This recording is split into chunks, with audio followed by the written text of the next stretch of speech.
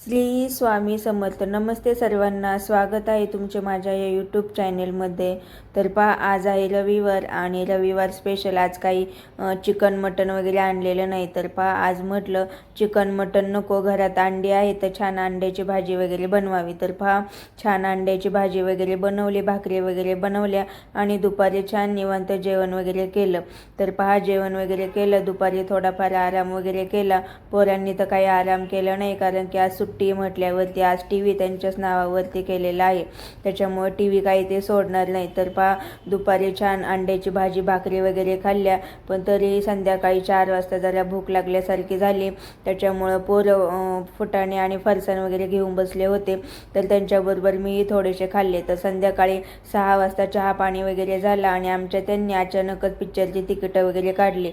तर आम्हाला त्यांनी सांगितलंच नव्हतं की पिक्चरची तिकीटं वगैरे काढली, तर अचानकच आम्हाला पिक्चर पाहायला नेलं. तर पहा, आम्ही गेलो होतो धमाल 4 पिक्चर पाहण्यासाठी. आत्ताच रिलीज झालेला आहे, त्याच्यामुळे पोरांनी मोबाईलवरती ज्या कॉमेडीच्या क्लिप येतात थोड्या थोड्या पिक्चरच्या, ते बघत होते आणि सारखे त्याच्या पप्पांना म्हणत होते की पप्पा तिकीटं काढा तिकीटं काढा. आणि त्यांनी अचानकच तिकीटं वगैरे काढली. तर संध्याकाळी 6च्या शोला आम्ही पिक्चर बघण्यासाठी गेलो. तर पिक्चर खूप कॉमेडी होता, त्याच्यामुळं मुलांना काही बोर वगैरे झालं नाही, कारण की मुलांना असे कॉमेडी पिक्चर पाहायलाच आवडतात. तर मुलांनी खूप एन्जॉय वगैरे केला पिक्चर पाहताना, कारण की कॉमेडी होता म्हटल्यावरती प्रत्येक शॉटला हसणं हे होतेच. तर पहा, संध्याकाळी पिक्चरवरून घरी आले आणि म्हटलं जरा स्वयंपाकाची तयारी करावं, कारण की आज पिक्चर वगैरे पाहिला पण बाहेर काही खाल्लं वगैरे नाही, कारण की आता पावसाचे दिवस आहेत, त्याच्यामुळे बाहेर खाण्याची सध्या भीतीच वाटते. तर म्हटलं घरीच येऊन आपला स्वयंपाक वगैरे करावं. तर पहा, येताना पिल्लू म्हणत होता की चला बाहेर जेवायला, मला पनीर खायचं आहे. तर म्हटलं नको, आपण घरीच आज पनीरची भाजी वगैरे बनवू. तर पहा, बाहेरून पनीर आणायचं म्हटलं तरी भीती वाटते की पनीर कसं आहे आणि कसं नाही ते. तर म्हटलं आपलं घरीच पनीर वगैरे बनवावी. तर पहा, संध्याकाळी येतानाच एक छान दुधाची पिशवी वगैरे आणली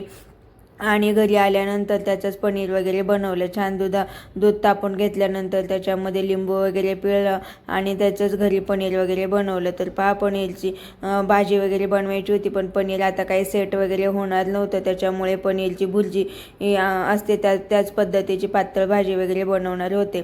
आणि सोबत आमच्या पिल्लूची फरमाईश होती की चपाती नको, बाहेर जेवायला नेलं नाही तर घरातच पनीरची भाजी आणि मला रोटी हवी म्हणून. तर पहा, त्याच्यासाठी खास आज पनीरची भाजी आणि रोटी बनवते.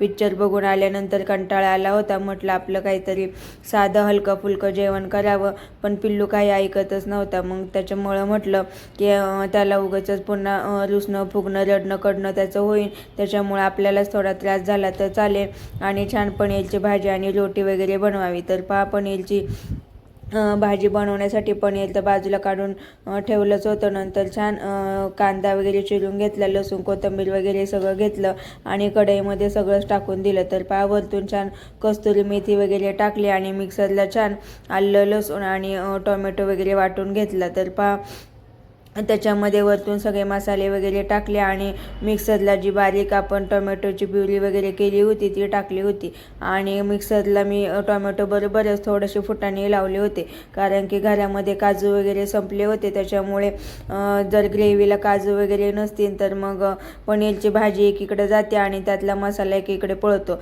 आणि मग ती भाजी उगा पाण्यासारखी दिसते. त्याच्यामुळे जर तुमच्याकडे जर कधी काजू वगैरे अवेलेबल नसले तर 4-5 फुटाण्याचे दाणे वगैरे टाका. भाजी एकदम खायलाही छान टेस्टी होते आणि दिसायलाही छान घट्टसर दिसते, पातळ वगैरे दिसत नाही. नाहीतर मग पनीर एका बाजूला होतं आणि कांदा टोमॅटोची प्युरी एका बाजूला होते, असं पनीरची भाजी होते. तर पहा, मिक्सरला बारीक केलेले टोमॅटो आणि फुटाणे वगैरे टाकले आणि छान 2-3 मिनटं त्याच्यावरती झाकण ठेवून देते, म्हणजे तेल सुटेपर्यंत ते 2-3 मिनटं छान त्याला उकळी येईल. तर पहा, भाजीला उकळी वगैरे आली आणि वरतून जे चाळणीमध्ये पनीर काढून ठेवलं होतं ते तर काही जास्त सेट वगैरे झालं नाही, त्याच्यामुळे तशीच ती भाजीमध्ये टाकली. पण भाजी एवढी टेस्टी लागते अशा पद्धतीने केली. तरी तुम्ही एकदा जर घाई गडबडीत पनीर केलं आणि ते सेट व्हायला टाईम नसला तर या पद्धतीनेच पनीरची भाजी करून बघा, खूप छान लागते. तर पहा, एकीकडे पनीरची भाजी तयार झाली होती आणि दुसरीकडे छान बटर रोटी वगैरे बनवली होती. तर आमचा संध्याकाळचा जेवणाचा मेनू होता पनीरची भाजी आणि रोटी. तर पहा, पिल्लूमुळे आज कंटाळा आला होता, पण संध्याकाळचा मेनू खूप छान झाला आणि जेवण वगैरे केलं आणि नंतर मग काय रोजच्याप्रमाणे आपले भांडे वगैरे घासले.